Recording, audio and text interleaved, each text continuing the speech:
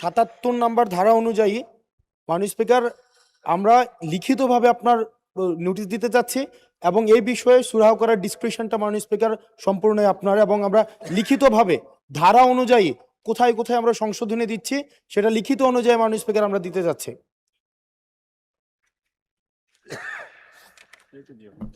মাননীয় সদস্য, আমি আমার প্রারম্ভিক বক্তব্যেই বিধি 77 খণ্ডন করেছি স্পেশাল পাওয়ারসে, তো সেটা তো আগেই আমরা খণ্ডন করেছি।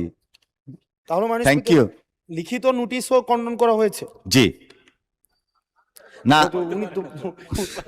উনি তো এটা মাননীয় মন্ত্রী, মাননীয় স্বরাষ্ট্রমন্ত্রী।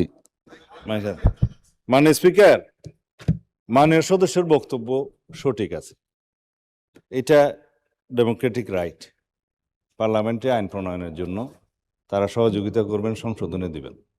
কিন্তু আপনি খণ্ডন করে আজকে যেহেতু আমরা বিলটা অবিলম্বে বিবেচনার জন্য গ্রহণ করা হোক প্রস্তাব করেছি, এই অবস্থায় যেহেতু লিখিত তার এখন সংশোধনী দেয়া এবং সেটা সদস্যদের কাছে বিতরণ করার সময় নেই, আমি প্রতিশ্রুতি দিচ্ছি যে সমস্ত ধারায় আপনাদের সংশোধনী প্রস্তাব থাকবে সেটা আপনারা যদি দিলে আমরা পরে আবার সংশোধনী আনতে পারবো এই বিলের মধ্যে।